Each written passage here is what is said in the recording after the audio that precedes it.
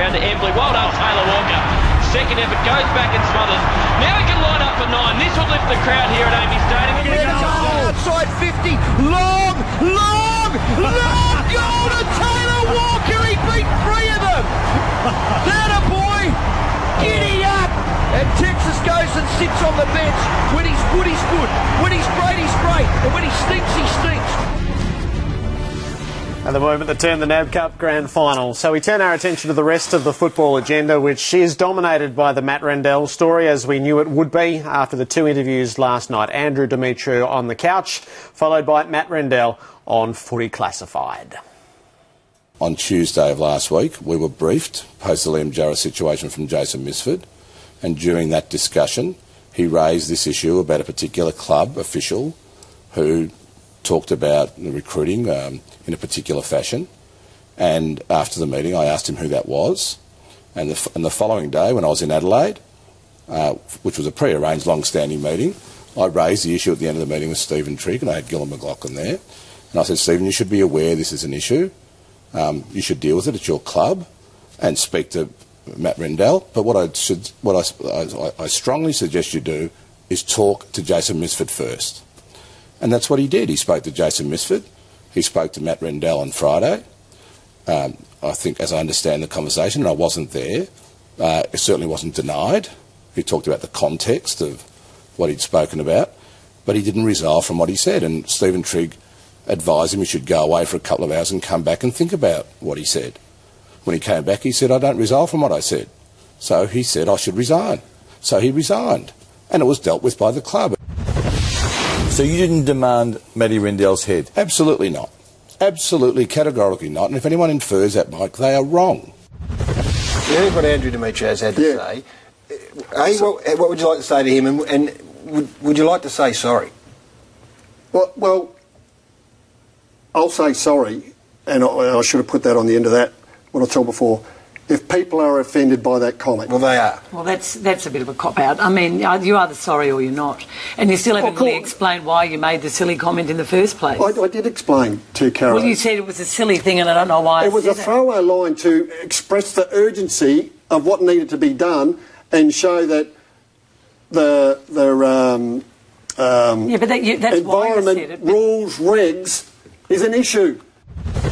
I've been crying for the last 30 hours about an issue that really didn't come to the fore till the last 30 hours because I've been busy on the phone with texts and speaking to people with the fantastic support I've got.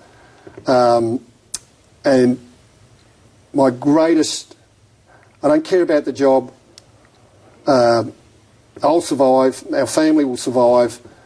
My greatest fear was that one of the hundreds of Aboriginal people I've met along the way over the last 35 years, out of all this would be thinking, I'd be mortified if they thought I was a racist. Mortified. And every time I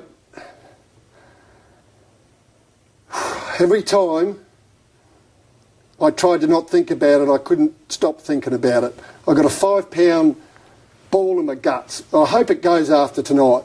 I seriously hope it goes, because I made some wonderful friends, and I can just picture all their faces, and the Magic McLeans and the Kevin Catons and the Farmers, the Burgoynes, the Clarks, the Petrenkos, the McLeods, fantastic people along the way. I'd be mortified if there was one out of 500 who thought I was a racist.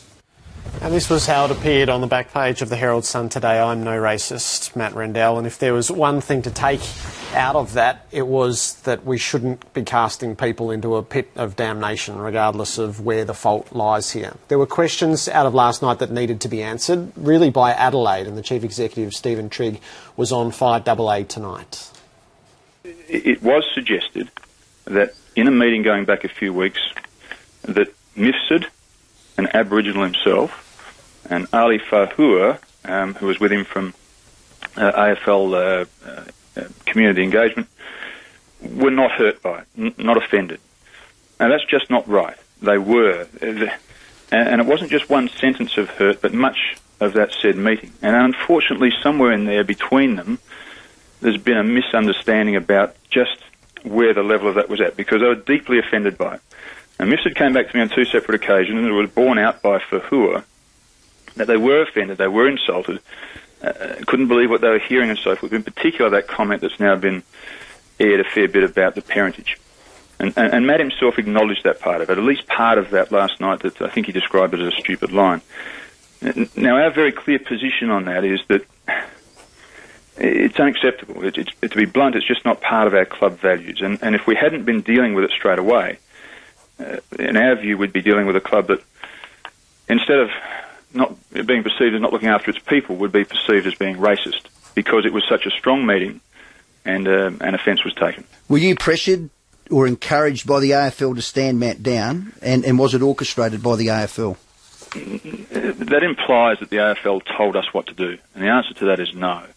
But quite clearly there was a very, very strong and angry reaction from the executive and from Andrew once they'd known about it from Jason. And that was communicated to us very strongly, as you can imagine. Now, was that a deal with it in a certain way? No, it was you deal with it. But as I said to you already, is that it's out in the open by Friday morning, so it was brought on very quickly and not under our control, if you like. So gathering context here has been probably a slightly slower process than you might have imagined, but tonight it is quite clear that offence was caused. It was a more serious level of offence than has been depicted so far. And you have spoken with both Andrew Demetriou and Matt Rendell today, and the back page of the paper tomorrow will speak of more than one comment causing offence.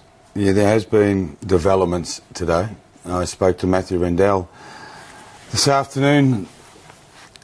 He's an emotional wreck, Matthew Rendell. He's a wrecked human being at the moment. He believes that he has just tried to be the best he can at helping the Indigenous young footballers. Explained to me that several members of his family work with Indigenous youth. And he's found himself in this position where he's lost his job. He thinks his reputation's been hurt because he's trying to do good. On the other side, the AFL find it completely unacceptable, and Mifsud and Ali Fahua find it deeply offensive.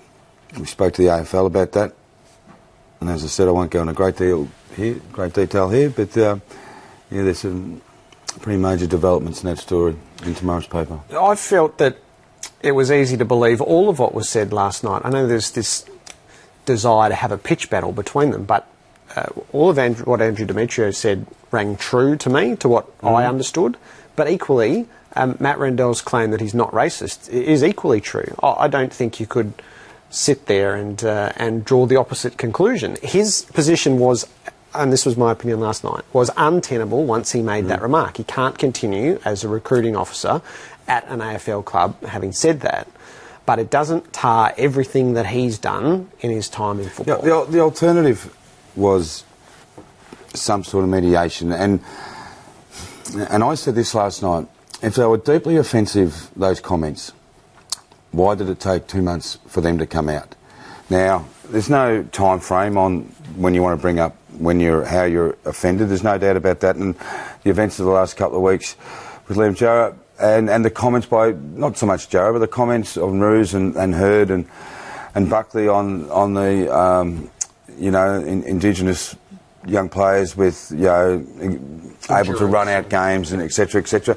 So it sort of came to a head, and I can understand that as well.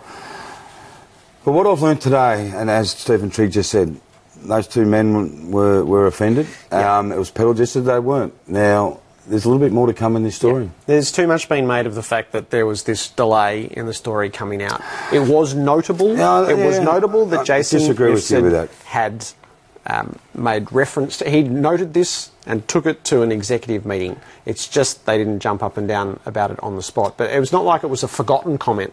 It came back into the conversation at the relevant moment when it was time to present to the executive. I look forward to reading... politely disagree with you on that one, but that's all right. I look forward to reading tomorrow, and I'm sure we'll be talking about it again tomorrow. I think we will.